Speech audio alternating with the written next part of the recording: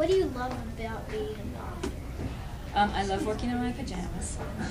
I really love making up stories. I love, my favorite part of the writing process is revising, because I still am not that good at coming up with plots, but I work with an editor, and that's another thing I love, is having this relationship with my editor, where I'll write something and she gives me feedback, and I revise. But I really like making up characters, and as a poet, I love words, I love language, and so that for me is fun, just to come up with good sentences. That's something that I work on, and I think about a lot, especially as I'm revising. Is this a boring sentence? Is it interesting? Am I saying something in an interesting way?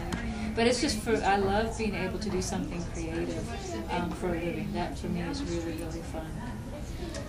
Okay, what is the hardest part about being an author? For me, writing first drafts is really hard. So, it comes and goes, or it fits.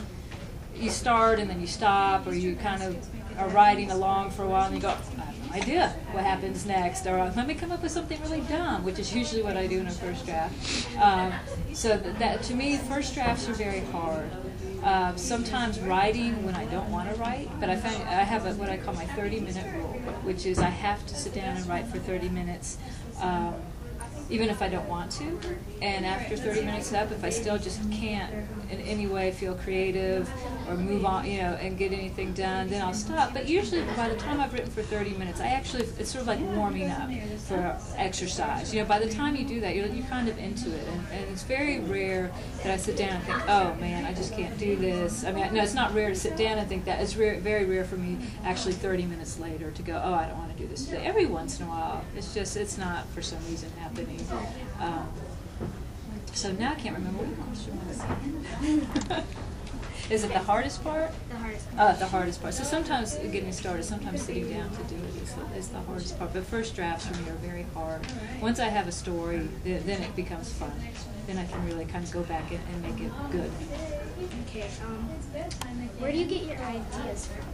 I get them. Some are from my own life. So I've got a couple of books, The Secret Language of Girls, and a sequel to that, The Kind of Friends We Used to Be, which are very much from my own experience growing up and my own experiences with friendship.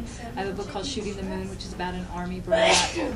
It's not autobiographical. The story is set in 1970 or 71, and the character's 12, and I would have been 5 around then. And her brother goes to Vietnam, whereas my dad went to Vietnam. But obviously I took a lot of stuff from my army life and my experience as an army brat and used that in there. And the whole idea was actually suggested by something that happened in my family that my husband reminded me of, actually. It's like, oh, you should write about that. And usually when someone says, you should write about that, I say, thank you very much, and don't write about it. But I thought he came up with a good idea. Sometimes I just make stuff up. I have a book that's coming out in a couple of weeks called Falling In, and it's a different kind of book for me because it's a little bit of a fantasy. Actually, it is a fantasy where a girl opens the closet door in the nurse's office of her school and falls into a completely different world where she discovers a grandmother who she never knew. So it's a sort of alternate reality.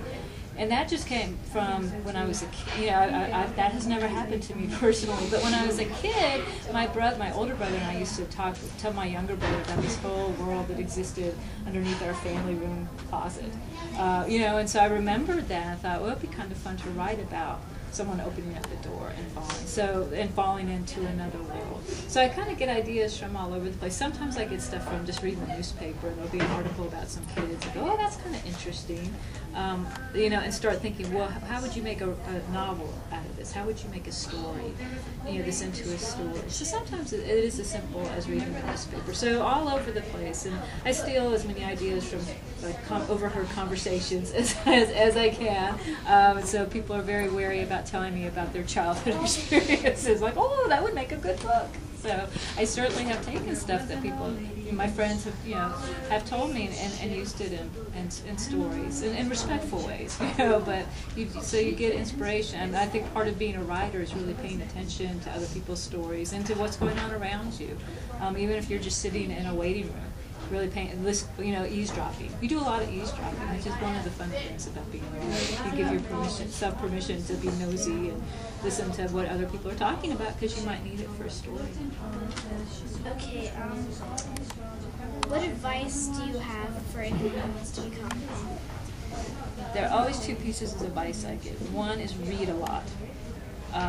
And the other is to write every day. Writing is like a sport. To get better, you have to practice. And if you love to write, it's great, because if you love to write, you're more likely to spend, say, 30 minutes a day writing.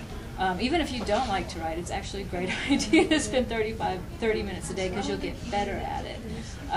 But I really think writing every day is the best way to become a writer. It really is. There's so much practice. And if you're reading really good books, you're learning without really even knowing it. You're learning a lot about how good stories are told, about how good sentences are constructed. You're educating your imagination. So I do think reading is very important. But then sitting down and saying, all right, I'm going to write a story. And I thought your story, you said, was really well written and really good. So obviously you must be. Do you like to write? Or you write? Yes. So clearly you're doing those things already. So you're well on your way. Thank you for coming today with me. Oh, you're welcome. It was very fun.